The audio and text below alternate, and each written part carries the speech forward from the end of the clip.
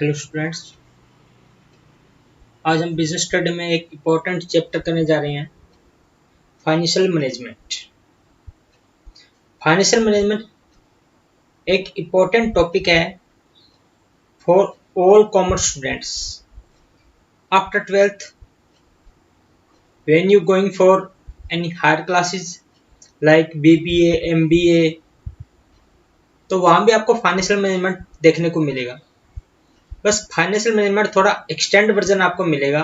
यहाँ पे हम उसका एक शॉर्ट वर्जन पढ़ेंगे। तो स्टूडेंट्स, इस टॉपिक की बहुत ज़्यादा इंपॉर्टेंस है आपके लाइफ से, तो आप इसको ध्यान से पढ़िएगा। फाइनेंशियल मैनेजमेंट, अब इसको कैसे पढ़ना है, हम बिल्कुल सिंपल तरीके से इसको पढ़ेंगे। तो देखिएगा, इसमें दो वर्ड मिले हुए हैं, फाइनेंशियल एंड मैनेजमेंट। मैनेजमेंट का मीनिंग आपको पता है कि किसी भी एक्टिविटी को हम सिस्टमेटिक वे में करते हैं, वो मैनेजमेंट होते हैं। ठीक है। और जब इसके साथ हमने फाइनेंशियल वर्ड ऐड कर दिया, जब हमने इसके साथ फाइनेंस वर्ड ऐड कर दिया, इट मीन्स फाइनेंशियल से रिलेटेड जो भी एक्टिविटी है, अगर उसको हम बेटर वे में ऑपरेट करेंगे तो वो हमारा फाइनेंशियल मैनेजमेंट बन जाएगा। ठीक है ना। तो फाइनेंशियल मैनेजमेंट, आप इसका इक्वेशन बना दीजिएगा, फाइनेंस फंक्शन प्लस में मैनेजमेंट, मीन्स जितने भी फाइनेंस फंक्शंस है उसका हम मैनेजमेंट करते हैं, तो वो हमारा क्या बनेगा, फाइनेंस मैनेजमेंट। और फाइनेंस फंक्शन में जनरली क्या आता है, फाइनेंस के रिगार्डिंग फंक्शंस आते हैं, जो हम पढ़ेंगे बाद में भी, कि फाइनेंस कहाँ से आएगा,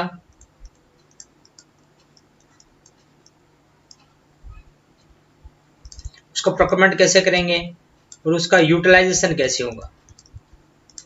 ये हमारा आता फाइनेंशियल फंक्शन में। ठीक है।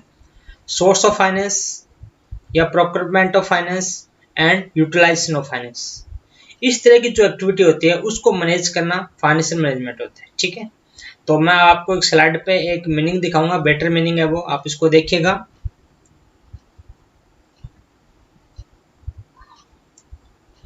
ये आपकी स्क्रीन पे है, फाइनेंशियल मैनेजमेंट का मीनिंग, ध्यान से देखिए।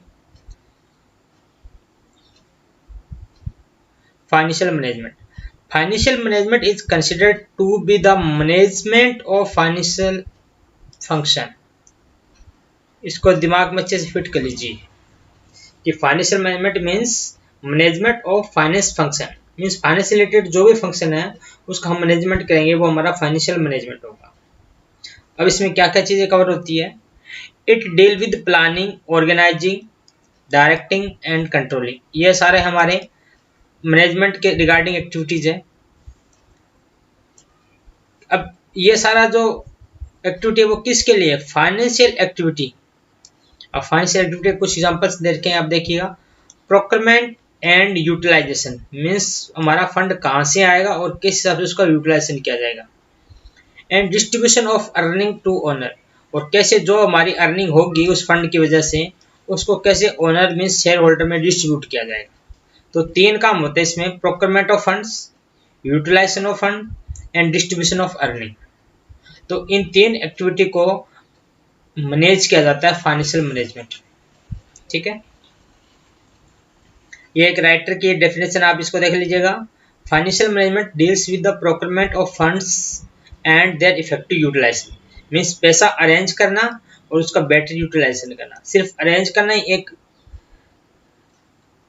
अच्छी बात नहीं होती, उसका बेटर यूटिलाइजेशन भी होना चाहिए। अगर हम उसको बेटर यूटिलाइजेशन नहीं करेंगे तो जो हमने प्रोक्योरमेंट कर रखा है, उसको अरेंज कर रखा है, उसके ऊपर इंटरेस्ट कॉस्ट बहुत ज़्यादा हो जाएगी, जिसकी वजह से वो हमारा मैनेजमेंट है वो सही नहीं हो पाएगा, मिस मैनेजमेंट हो जाएगा। ठीक है। तो ये आपका फाइनेंस मैनेजमेंट का मीनिंग है। सिंपल से बात आप इसको डायग्राम के थ्रू समझाएंगे। Financial plus management means management of all finance function, बस ये आपका मीनिंग हो गया। It is considered of management of finance function, और आप इसको लिख दीजिएगा डिटेल्स। ठीक है। बस तीन बातें ध्यान रखिए, मैनेजमेंट फंक्शन में तीन फंक्शन हमारे मेनली आते हैं, procurement of fund, utilisation of fund and distribution of earning. जो हम पढ़ेंगे आगे भी। तो इस हिसाब से फाइनेंशियल मैनेजमेंट। अब हमारा जो नेक्स्ट टॉपिक है वह ऑब्जेक्टिव ऑफ फाइनेंशियल मैनेजमेंट, कि फाइनेंशियल मैनेजमेंट हम क्यों करते हैं। आपको पता है फाइनेंस का बहुत बड़ा इंपॉर्टेंट रोल है। जिस हिसाब से ब्लड का हमारे बॉडी के अंदर रोल होता है, विदाउट ब्लड ऑर्गन हमारी काम नहीं कर पाएगी।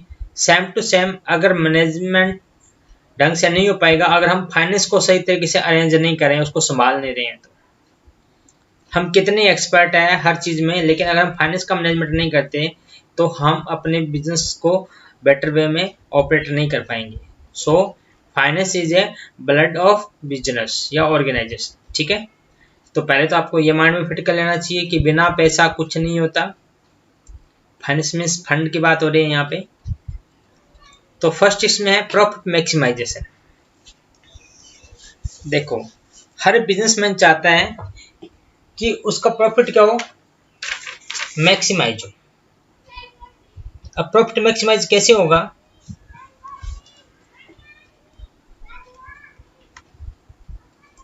प्रॉफिट मैक्सिमाइज इसलिए ऐसे होगा कि उसको जब भी फाइनेंस को वो प्रोक्योरमेंट कर रहे हैं तो उसको इस चीज़ को कंसिडर करना चाहिए कि जो हमारे डिफरेंट डिफरेंट सोर्सेज होते हैं, कौन सा सोर्स हम यूज करें कि जिससे हमारे जो प्रॉफिट है वो मैक्सिमाइजेशन हो। और प्रॉफिट मैक्सिमाइजेशन किसका, ये होगा equity share holder. Profit maximisation of equity share holder. मैं इसमें आगे ऐड कर रहा हूँ, आप इसको देख लीजिएगा। ठीक है, तो आप इसको लिख सकते हो, there should be profit maximisation of equity share holder. Liquidity maintenance, liquidity maintain नहीं चाहिए। लिक्विडिटी क्या होता है, लिक्विडिटी मीन्स होता है कि हमारे इन हैंड कैश या बैंक कितना है, एट टाइम हमारे पास कितना पैसा पड़ा है, दैट इज कॉल्ड लिक्विडिटी। तो लिक्विडिटी बहुत जरूरी होती है। हमारे कुछ पैसे हमारे ऑपरेटिंग एक्टिविटी जो रूटीन बेस होती है उसके लिए कुछ पैसा हमारे पास होना चाहिए। तो अगर हम बेटर वे में मैनेजमेंट करते हैं फाइनेंस का तो लिक्विडिटी हमारे पास मेंटेन रहेगी। ठीक है, प्रॉपर यूटिलाइजेशन ऑफ फंड, जो भी हमारे पास पैसा है या हमने कहीं से लिया है तो उसका बेटर यूटिलाइजेशन होना चाहिए। अगर उसका बेटर यूटिलाइजेशन नहीं होगा तो वो हमारी उसकी जो कैरिंग कॉस्ट है वो बहुत ज़्यादा हो जाएगी। ठीक है ना, जैसे एग्जांपल की बात करता हूँ मैं, आपको 10 करोड़ रुपए की ज़रूरत थी अपने बिजनेस के लिए, आपने 50 करोड़ का लोन ले लिया। ठीक है, आपको रिक्वायरमेंट थी 10 करोड़ की, आपने लोन ले लिया 50 करोड़ का। अब आपके पास 40 करोड़ का जो पैसा है वो ऐसे सरप्लस पड़ा है, उसका कोई यूज नहीं है।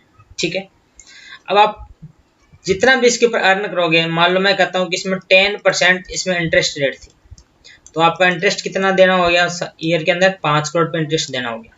ठीक है, और आपकी अर्निंग है वो है 20%, तो आप इसमें देखोगे आपने 2 करोड़ रुपए अर्न किए, तो कहीं ना कहीं हम लॉस में जा रहे हैं। देखो 5 करोड़ हमें इंटरेस्ट पे करना पड़ रहा है और 2 करोड़ रुपए हमारी अर्निंग हो रही है। इट मीन 3 करोड़ रुपए का हमारे क्या हो रहा है, लॉस हो रहा है। ये लॉस क्यों हो रहा है, ये इसलिए हो रहा है कि 40 करोड़ रुपये जो है वो हमारे पास सरप्लस पड़े हैं। बेटर रहता कि अगर हम 10 करोड़ का ही लोन लेते, तो 10 करोड़ का लोन लेते तो हमारा 1 करोड़ उसका इंटरेस्ट होता और 2 करोड़ हमारी अर्निंग होती, अल्टीमेटली 1 करोड़ हमारे को सेविंग हो जाता, प्रॉफिट आ जाता। लेकिन अब अपोजिट हो रहा है, तो इसलिए जो भी फंड्स है आपके पास उसका प्रॉपर यूटिलाइजेशन होना चाहिए। मीटिंग ऑफ फाइनेंशियल कमिटमेंट्स, देखो एक बिजनेस ऑर्गेनाइजेशन में डिफरेंट डिफरेंट टाइप के कमिटमेंट होते हैं, लाइक शेयर होल्डर को डिविडेंड के रिगार्डिंग, डिबेंचर होल्डर को इंटरेस्ट के रिगार्डिंग। ये सब आपने 11th क्लास में डिस्कस किया था फाइनेंशियल सोर्सेज में।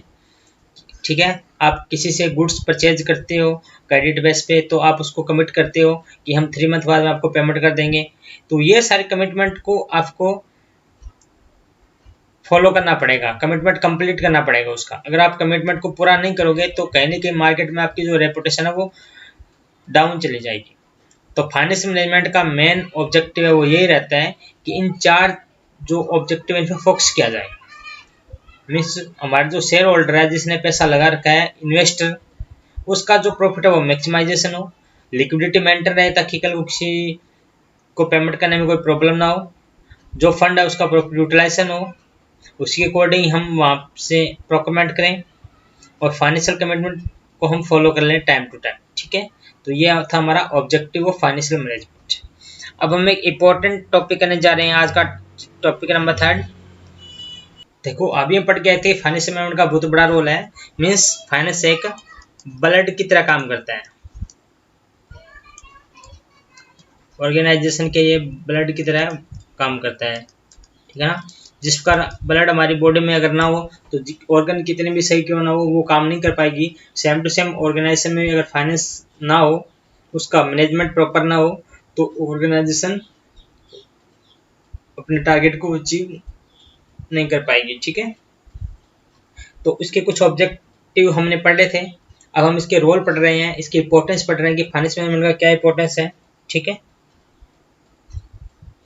आपको पता है कि फाइनेंस एक्टिविटी होती है वो कहीं ना कहीं डायरेक्टली इनडायरेक्टली पूरे ऑर्गेनाइजेशन को इफेक्ट करती है, तो इसलिए इसका रोल बहुत बड़ा हो जाता है।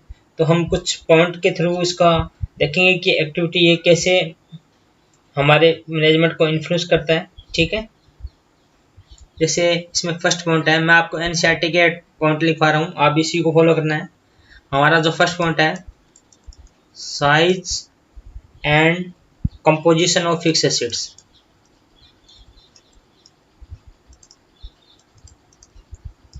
कंपोजिशन ऑफ फिक्स एसेट्स, साथ साथ नोट्स में आते जाइए। दो चीज अंडरलाइन कर लीजिए, साइज एंड कंपोजिशन, किसका? फिक्स एसेट्स का। ठीक है,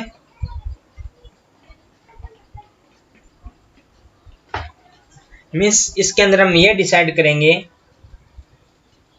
कि how much capital to invest. अब इसमें लिख सकते हो how much capital to invest. ठीक है, यहाँ साइज की बात हो रही है, साइज मीन्स उसका अमाउंट कितना होगा, जैसे 10 करोड़ 20 करोड़ 30 करोड़, ये उसका साइज की बात हो रही है। और कंपोजिशन मीन्स उसका कैसे कैसे हो। ठीक है ना,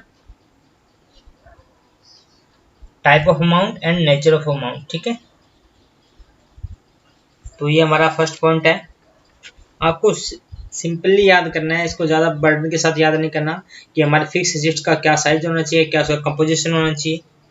ठीक है, इसी हिसाब से हम करंट एसेट्स की बात करेंगे। सेकंड पॉइंट लिख लीजिए, size and composition of current assets.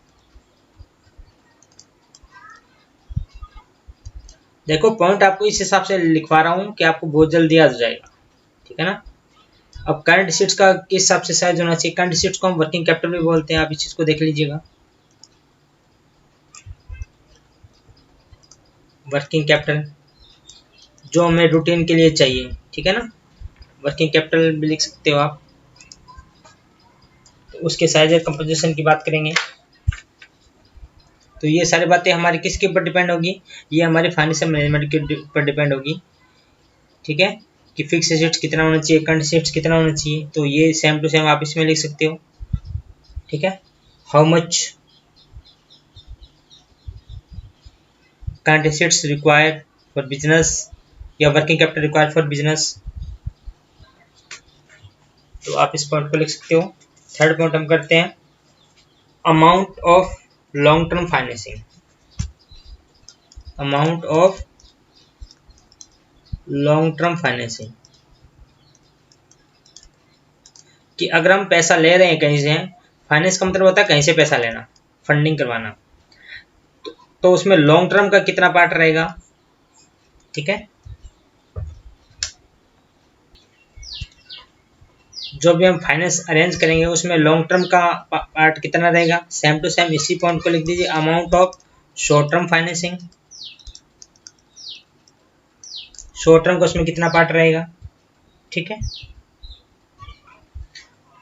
और नेक्स्ट पॉइंट है डेट इक्विटी रेशियो।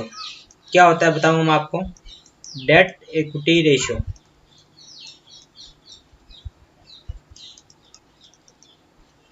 देखिए ये हमारे अकाउंट में भी आता है रेशियो वाले चैप्टर में, कि डेट इक्विटी रेशियो हमें कैलकुलेशन करना होता है वहाँ पे, लेकिन फिलहाल हम अभी यहाँ समझेंगे कि डेट इक्विटी रेशियो क्या होता है। देखिए आपको पता है कि there are different type of sources of finance, ये आपने देखा था, ठीक है ना। अब इसमें क्या होता है, ओनर के रिगार्डिंग भी होता है और आउटसाइडर के रिगार्डिंग भी होता है। मीन्स जो ओनर लगाता है, ओनर क्या करता है, शेयर कैपिटल, रिजर्व, ये सारा किसका होता है, ओनर का होता है। और आउटसाइडर में क्या होते हैं, हम डिबेंचर इशू करते हैं, बॉन्ड इशू करते हैं, ठीक है। तो इस हिसाब से बहुत सारे सोर्सेज है जो आउटसाइडर से लिए जाते हैं और ओनर से लिए जाते हैं। तो डेट मीन्स होता है जो आउटसाइडर लायबिलिटी होती है, डेट मीन्स आउटसाइडर लायबिलिटी, लिख लीजिए इस चीज को, आउटसाइडर लायबिलिटी। और इक्विटी मीन्स होता है इनर लायबिलिटी। तो डेट इक्विटी रेशियो का मतलब ये बनता है कि हमारा जो फाइनेंसिंग है उसमें जो डेट और इक्विटी का पोर्शन कितना कितना है, मीन्स जो टोटल हमारा जो फाइनेंस है उसमें डेट कितना है और इक्विटी कितना है। एग्जाम्पल की मैं अगर बात करूं तो मान लो हमारे पास 100 करोड़ की फंडिंग है टोटल, जिसमें से 70 करोड़ के हमारे इक्विटी शेयर है और 30 करोड़ के हमारे पास डिवेंचर है, ठीक है। तो हम यहाँ पे बात करें डेट और इक्विटी की, तो डेट और इक्विटी रेशियो इसका आ जाएगा 30 divide by 70, that is 3:7। Means ये शो करता है कि हमारी इक्विटी है वो ज़्यादा है, इट मीन्स हमारा बिजनेस काफ़ी बेटर पोजीशन में, ठीक है। हमारे ओनर का पैसा ज़्यादा लगा हुआ है कंपेयर टू आउटसाइडर लायबिलिटी, ठीक है। तो इस हिसाब से आपको ये रेशियो सेट करना पड़ता है। देखो इस रेशियो का बहुत बड़ा रोल होता है, जब भी कोई इन्वेस्टर होता है वो किसी कंपनी में इन्वेस्ट करता है तो इस रेशियो को जरूर देखता है कि कहीं ऐसा ना हो कि कंपनी पूरे लोन पे चल रही है, उसमें खुद का पैसा कितना है ये देखना जरूरी होता है। कई बार ऐसी कंपनी होती है जिसमें लोगों का पैसा लगा हुआ, शेयर होल्डर का कोई पैसा ही नहीं, सारा लोन पे चल रही है, तो वो कहीं ना कहीं वहाँ पे रिस्की वेंचर है, ठीक है। तो डेट इक्विटी रेशियो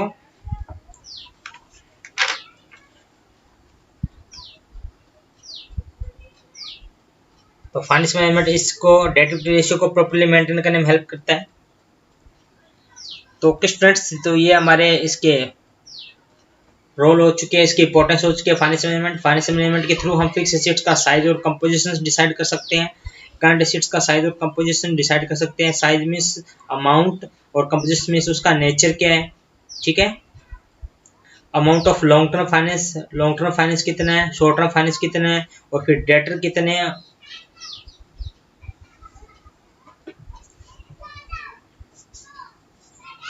और फिर जो टोटल हमारी जो फाइनेंसिंग है उसमें डेट सोर्स कितने हैं, इक्विटी सोर्स कितने हैं। डेट मीन्स आउटसाइडर कितने लायबिलिटी है और इक्विटी मीन्स इनर की कितनी लायबिलिटी है। तो इन सारी चीज़ों में फाइनेंस मैनेजमेंट होता है, वो हमारा हेल्प करता है। इस हिसाब से ये आपने रोल ऑफ फाइनेंस मैनेजमेंट पढ़ लिए। अब चलते चलते मैं एक इंपॉर्टेंट टॉपिक करवा रहा हूँ, ध्यान से सुनिएगा। आज हम उसका सिर्फ एक बेसिक पढ़ेंगे, नेक्स्ट क्लास में हम उसका पूरा डिटेल डिस्कस करेंगे, क्योंकि ये जो चैप्टर है वो पूरा उन्हीं के ऊपर बेस है, सारा बड़ा चैप्टर है, काफ़ी अच्छी वेटेज रखता है एग्जाम में, तो इस चीज़ को आप जरूर देखिएगा।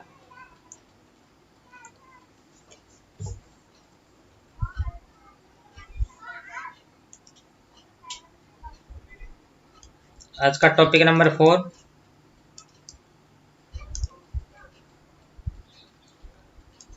Finance decision.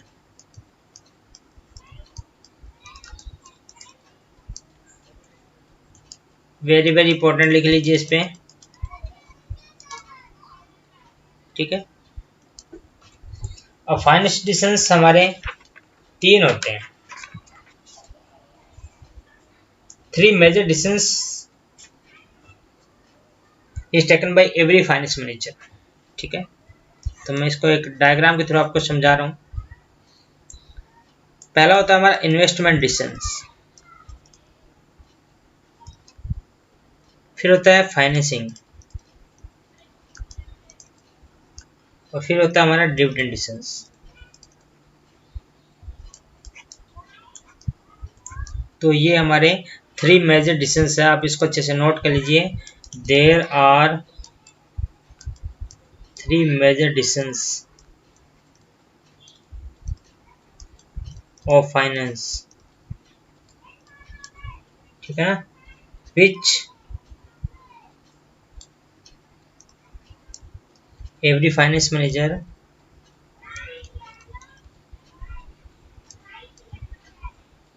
शॉर्ट में लिख रहा हूँ, देख लीजिए, हेड टू टेक, ठीक है। मीन्स हर मैनेजर को ये डिसीजन लेने पड़ते हैं। तो इन्वेस्टमेंट में क्या होता है, इन्वेस्टमेंट में इन्वेस्टमेंट के रिगार्डिंग आता है कि हमें कहाँ इन्वेस्ट करना है, ठीक है। Means where we want to invest,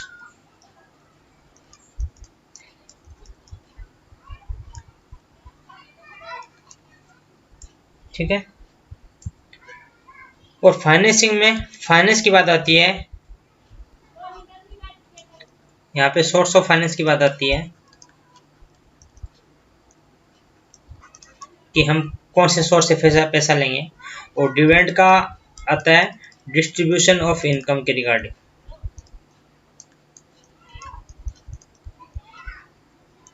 ये इसकी एक बेसिक थीम है। इन्वेस्टमेंट में हमें ये देखना है कि हमें कहाँ इन्वेस्ट करना है। सोर्स ऑफ फाइनेंसिंग में आता है, डिविडेंड आता है। तो अभी मैंने आपको जो मीनिंग बताया था, तो उसमें मैंने 3 फंक्शन बताए थे, आपने देखा होगा, procurement of fund, utilisation of fund and distribution of earning. तो प्रोक्योरमेंट ऑफ फंड की किस में बात हो रही है, फाइनेंसिंग में बात हो रही है, तो ये याद आएगा प्रोक्योरमेंट ऑफ फंड, ठीक है। इन्वेस्टमेंट की बात किस में हो रही है, यूटिलाइजेशन ऑफ फंड, फंड का यूटिलाइजेशन, ठीक है। और डिविडेंड ऑफ अर्निंग, ये हमारा डिविडेंड डिसीजंस में आ जाएगा, ठीक है। डिस्ट्रीब्यूशन ऑफ अर्निंग, ठीक है। तो इस हिसाब से आप इन डिसीजंस को अच्छे से देख लीजिएगा स्टूडेंट्स, क्योंकि ये डिसीजंस आपके बहुत ज़्यादा काम आने वाले हैं। अब आगे जितने भी क्लास होगी हमारी इस चैप्टर की, वो सारी हमारी इन डिसीजंस के ऊपर बेस है कि ये डिसीजंस क्या होते हैं, कौन कौन से फैक्टर इसको इफेक्ट करते हैं और ये डिसीजंस कैसे लिए जाते हैं, इन सभी बातों का हम डिस्कस करेंगे। तो ये हमारे एक इम्पोर्टेंट टॉपिक बनेगा, ठीक है। वेरी वेरी इंपॉर्टेंट, आपको ध्यान रखना है। तो आज की क्लास में हमने 4 टॉपिक किए हैं। फाइनेंशियल मैनेजमेंट का मीनिंग सिंपली याद कीजिएगा, फिर हमने उसके ऑब्जेक्टिव पढ़े थे, 4 इसके ऑब्जेक्टिव थे, ठीक है। और फिर हमने इसका रोल पढ़ा, रोल को आपको याद करने का तरीका मैंने बताया था, फिक्स्ड का composition and size, current assets का composition and size, long term financing का अमाउंट, शॉर्ट टर्म फाइनेंसिंग का अमाउंट और डेट इक्विटी रेशियो, ठीक है। और लास्ट हमारा जो टॉपिक है वो financial decisions, that is very very important. तो ओके स्टूडेंट्स, मिलते हैं नेक्स्ट क्लास में पूरी डिटेल के साथ फाइनेंशियल डिसीजंस को आगे बढ़ाते हुए। ओके।